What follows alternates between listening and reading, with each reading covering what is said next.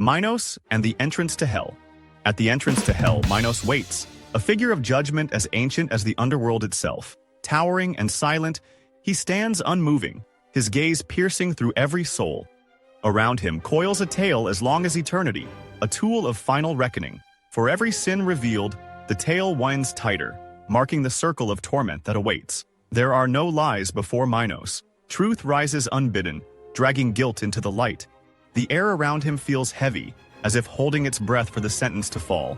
When Minos speaks, the words are like stone, unchanging, irrevocable, final. Level 1. Limbo. Limbo, the first circle, is hell's quietest realm. No flames scorch its skies, no chains bind its inhabitants. Instead, it is a land of eternal dusk, where the sun neither rises nor sets. Here, the unbaptized and the virtuous pagans roam, their steps slow, their faces etched with quiet despair. The punishment in Limbo is subtle, yet profound.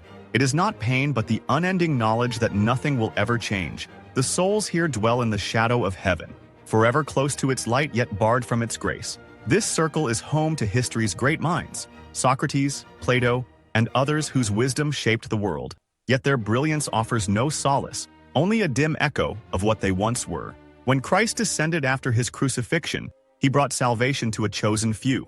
Adam, Noah, and Moses were among those freed from Limbo's grasp, but many remain. Julius Caesar, admired for his might and leadership, is among them, his greatness dulled by the weight of eternity. In Limbo, even the brightest legacies fade into the silence of the unchanging. Level 2. Lust. In the second circle of hell, desire takes its final toll. Souls who let passion rule their lives are cast into a violent storm that never ceases. The winds roar like living beasts, hurling the damned in every direction. They spin and collide, flailing helplessly through the air, forever caught in chaos. In life, they surrendered to emotions too strong to control. Now, the storm mirrors their weakness, consuming them with unrelenting force. Their screams cut through the howling wind, sharp and unending, a haunting chorus of regret. Among these souls are Helen of Troy, whose beauty kindled a devastating war, Paris, who chose forbidden love over duty, and Cleopatra, whose ambition made her an enemy of empires. Their stories remind us that unchecked desire is never solitary. It spreads like fire, consuming everything in its path. Level 3. Gluttony. The third circle of hell is a desolate, freezing wasteland where rain never ceases to fall. This is no ordinary rain. It is a merciless torrent mixed with sleet, snow, and jagged hailstones that relentlessly pummel the damned. The ground beneath them is a cold, sticky mire, and the air itself feels oppressive, heavy with damp misery that clings to everything. Guarding this grim domain is Cerberus, the fearsome three-headed hound of ancient mythology. Each of his snarling heads hungers for flesh, tearing into the souls with savage delight. Yet no matter how ferociously he attacks, the tormented cannot escape. Their bodies regenerate after each brutal assault, trapping them in an endless cycle of suffering. This punishment mirrors the lives they led. In life, they were consumed by gluttony, taking far more than they needed. Now, they are the ones being endlessly consumed, their torment as unyielding as their earthly appetites once were. Many lie motionless in the mud, feigning death in a futile attempt to avoid Cerberus's notice, though their agony remains ever present. Here, Dante is confronted with a harrowing truth. On Judgment Day, every soul in hell will be reunited with its physical body. For the blessed in heaven, this reunion will bring boundless joy. But for the damned, it will magnify their suffering, making their torment sharper, deeper, and utterly inescapable. Level 4. Greed. In the fourth circle of hell, greed dominates in a chaotic and relentless display. Dante and Virgil witness a ceaseless battle where countless souls clash together, their bodies slamming into one another like waves crashing against jagged rocks. Each soul clings to a massive money bag, using it as both a weapon and a burden. The sound of their collisions reverberates through the air, an endless storm of futility and suffering. As Dante surveys the scene, he notices a group of bald figures scattered among the damned. Many of them resemble friars, and their solemn expressions spark Dante's curiosity. Turning to Virgil, he asks whether these figures once belonged to the church. Virgil explains that half of them were indeed clergymen, corrupted by their insatiable greed. The others were squanderers, individuals who wasted their wealth on meaningless indulgences. Now, both groups are condemned to an eternal struggle, locked in an endless cycle of fighting over nothing. Looking closer, Dante realizes that the faces of these souls have become grotesque and unrecognizable, twisted by centuries of conflict. Whatever identity they once had has been erased, consumed by the weight of their greed and the unending torment of their punishment. Do you agree that greed's punishment feels softer than Cerberus guarding gluttony? If yes, hit like. If no, leave a comment. Level 5. Wrath. The fifth circle of hell unfolds as a swampy, chaotic battlefield teeming with rage and despair. Wrathful souls thrash wildly in the thick, murky waters, clawing and wrestling to rise above their enemies, only to be dragged back into the mud. Their screams and shouts pierce the air, creating a deafening chorus of fury that never fades. Beneath the surface, another layer of torment lies hidden. Here, the sullen souls, those who buried their anger deep within themselves during life, are trapped beneath the swamp's surface. These souls are bound by their despair, unable to rise or find peace, their bitterness sinking them further into the mire. Through the heart of this circle flows the dark and turbulent river Styx, its currents carrying even more damned souls. The water churns violently, a reflection of the endless unrest that grips this realm. To continue their journey, Dante and Virgil board a small, weathered boat piloted by Phlegyas, a wrathful ferryman who embodies the rage of this circle. As the boat glides through the Styx's murky waters, Dante notices a faint red glow on the horizon. The glow grows brighter with each passing moment, until it reveals itself as the gates of the city of Dis. Towering and foreboding, the fortress looms ahead, surrounded by a fiery and desolate landscape. Its walls pulse with a malevolent energy, marking the transition into hell's deeper and more horrifying levels. The city of Dis is dark and heavy. Its walls are sharp and glow faintly from the fiery land around it. They look like a warning to anyone who dares come closer. Beyond the gates, the worst suffering waits. When Dante and Virgil reach the gates, fallen angels appear. Their faces twist with anger, and their voices are full of hate. They tell Dante he does not belong and slam the gates shut. Virgil speaks calmly, explaining their mission, but the gates stay closed. Suddenly, three Furies rise from the gate's pillars. Their bodies are covered in blood and snakes writhe around them. They scream and call for Medusa to come and turn Dante to stone. Virgil quickly shields Dante's eyes, telling him not to look. The ground shakes, and a loud roar fills the air. A glowing angel appears, walking across the river Styx. Souls scatter in fear as the angel reaches the gates. With just a touch, the gates swing open. The fallen angels retreat, trembling. The angel warns them. Dante and Virgil's mission is blessed by God. Anyone who tries to stop them will face terrible punishment. With the gates open, Dante and Virgil enter the city of Dis, stepping deeper into hell. Level 6. Heresy. The sixth circle of hell is for heretics, those who denied the truth of God. Here, fiery tombs glow red, stretching endlessly into the distance. The souls inside are trapped in flames that roar and crackle like living things. Dark angels stand guard, their cold eyes scanning the fiery tombs. Their shadows move like flickering ghosts, and their presence feels as suffocating as the punishment itself. Among the damned is King Frederick II, trapped in flames for defying God's authority. His figure is barely visible through the fire, but his cries echo, a bitter reminder of the cost of rebellion. As Dante and Virgil leave, the heat clings to them like a shadow. Dante feels the weight of what he has seen, the endless flames, the cries of the damned, and wonders how much darker the journey will grow. Level 7. Violence. The seventh circle of hell is a grim and harrowing landscape, divided into 3 sections, each tailored to punish a specific kind of violence: harm inflicted on others, harm against oneself, and harm against God, nature, or creation. As Dante and Virgil traverse these regions, the punishments become increasingly severe, reflecting the gravity of the sins.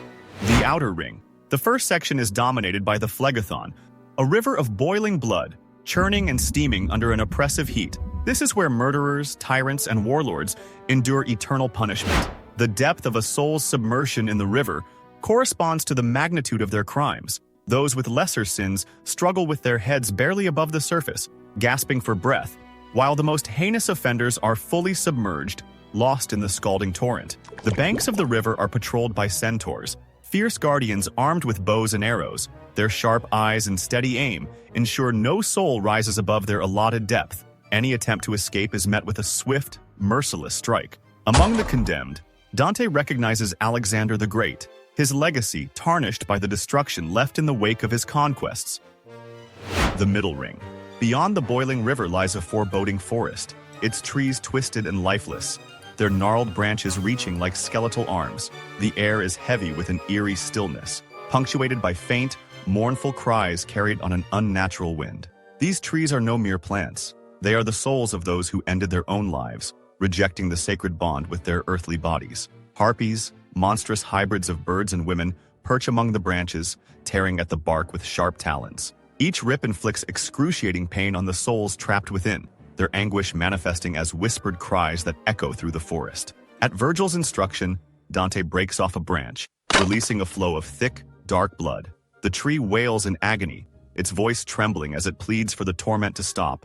Virgil explains the cruel fate awaiting these souls on Judgment Day. They will regain their physical bodies, but instead of freedom, their lifeless forms will hang from the branches of their tree prisons, serving as eternal reminders of their rejection of life and its burdens.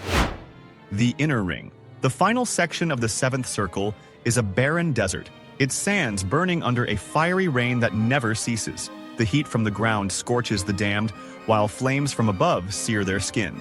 Those who defied the divine, those who acted against nature, and those driven by greed wander aimlessly, their movements slow and tortured. Exhaustion is no escape. Those who collapse must lie still for 100 years, fully exposed to the fiery downpour. Their agonized screams echo through the wasteland, blending with the unrelenting crackle of flames. Dante encounters Capaneus, a towering figure whose pride remains unbroken even in hell. Defiant to the last, he mocks the gods, roaring that their punishment is meaningless. His arrogance fuels his suffering, ensuring it will never end. Nearby shuffle the usurers, their eyes fixed on the heavy purses hanging from their necks. Marked with family crests, these grim symbols weigh them down, embodying the greed that consumed their lives. The fiery desert offers no mercy. Every step, every moment is a reminder of the divine justice that governs this realm. Level 8. Fraud. The eighth circle of hell is a twisting abyss divided into 10 trenches, called bulge. Each trench punishes a specific type of deceit. Every punishment mirrors the sin through Dante's principle of contrapasso. The crime and its consequences are perfectly matched. This is the domain of betrayal, cunning, and endless suffering. First, Bolgia.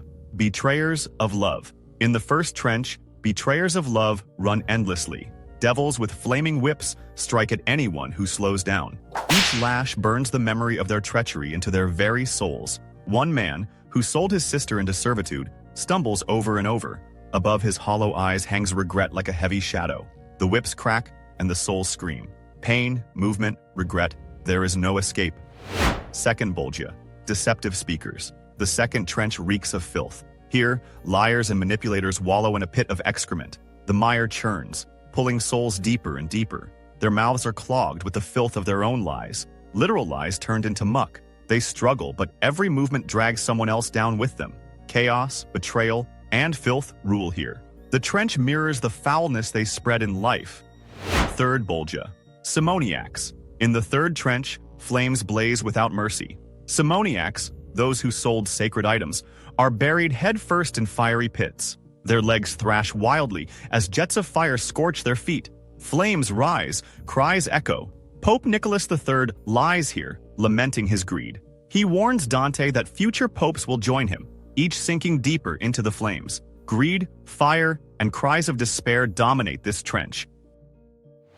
Fourth Bolgia. Sorcerers and seers. The fourth trench is hauntingly silent. Sorcerers and seers march slowly, their heads twisted backward. They are forced to stare at the past forever, a perfect punishment for false visions of the future. Each step sends spasms of pain through their necks. Their silent march is eerie and endless. Backward gazes, forward pain. This trench embodies poetic justice. Fifth Bolgia. Baritors. The fifth trench is a boiling cauldron of black tar. Political corruptors are submerged, their movements sluggish and futile. Devils patrol the trench, striking anyone who dares rise above the surface. Tar clings, suffocates, drags. The air is thick with acrid smoke, and their screams are smothered by the pitch. This trench is a perfect mirror of their corruption, sticky, dark, and inescapable. Sixth Bolgia. Hypocrites. The sixth trench glimmers deceptively. Souls march slowly in robes that shimmer like gold. But these robes are lined with heavy lead. Beauty outside, agony within. Every step is a struggle. Caiaphas, the high priest who condemned Christ, lies crucified to the ground. Other hypocrites step over him, adding their weight to his torment. This Bolgia is slow, crushing, and merciless. Seventh Bolgia, thieves. The seventh trench is alive with chaos. Serpents writhe and strike, their venom igniting the thieves. Burning, ashes, rebirth. Souls are reduced to ash, only to reform moments later, caught in a cycle of fiery destruction. This endless torment mirrors the disruption they caused in life, stealing trust and peace from others. Eighth Bolgia, evil counselors. The eighth trench glows with flickering flames. Each fire traps an evil counselor, their muffled cries lost in the crackling. Flames hold secrets, whispers burn. Among them is Ulysses, condemned for his cunning lies that led men to ruin. The trench flickers with deceit, an endless prison of fire and shadows. Ninth Bolgia, sowers of discord. The ninth trench is soaked in blood. Demons with jagged blades hack the sowers of discord apart. Limbs scatter, blood flows, and bodies slowly regenerate, only to be torn apart again. Chaos, carnage, endless pain. This trench reflects the division they caused in life, trapping them in an eternal cycle of destruction. 10th Bolgia, falsifiers. The final trench is a realm of darkness and decay. Falsifiers claw at their flesh, covered in festering scales that itch endlessly. Scratch, bleed, suffer, wounds fester and heal, only to torment them again. The stench of rot fills the air, and their cries echo in isolation. This trench mirrors the lies they spread, leaving them trapped in eternal decay. Level 9, Treason. Cocytus, the deepest circle of hell, is a vast frozen lake, silent and desolate. It is divided into 4 sections, each reflecting a different kind of betrayal, of family, country, trust, and God. The damned are entombed in ice, their bodies frozen in twisted positions. Only their heads remain free, their faces contorted in agony. Tears flow down their cheeks but freeze mid-fall, forming icy trails of grief and regret. Around them, the air is heavy and deathly quiet, amplifying the weight of their treachery. The silence of Cocytus is broken only by a strange, icy wind that cuts through the stillness. Its source lies at the heart of the lake, where Lucifer himself is trapped in eternal punishment. Lucifer, the king of betrayal. Lucifer stands frozen waist-deep in the ice, his immense wings flapping ceaselessly. These wings create the freezing wind that keeps Cocytus locked in eternal frost. He has 3 monstrous faces. The right face, black as night, embodies despair. The center face, blood red, radiates suffering. The left face, glowing yellow, symbolizes cowardice. In each of his 3 mouths, Lucifer gnaws on a great betrayer. On the left and right are Brutus and Cassius, the senators who betrayed Julius Caesar. They hang limply, their bodies crushed by Lucifer's jagged teeth. At the center is Judas Iscariot, the ultimate traitor. Lucifer devours Judas headfirst, his lifeless body dangling from the central mouth. His skin is flayed, his bones exposed, a grim reminder of the cost of ultimate betrayal. The origin of Cocytus. Cocytus was formed when Lucifer fell from heaven. As he struck the earth, the ground recoiled in horror, creating the pit of hell. Frozen and powerless, Lucifer now serves as a reminder of the consequences of ultimate rebellion. This final circle of hell contrasts sharply with the fiery punishments above. Its icy stillness reflects the isolating cold nature of betrayal. Here, treachery is met with silence, frost, and endless suffering.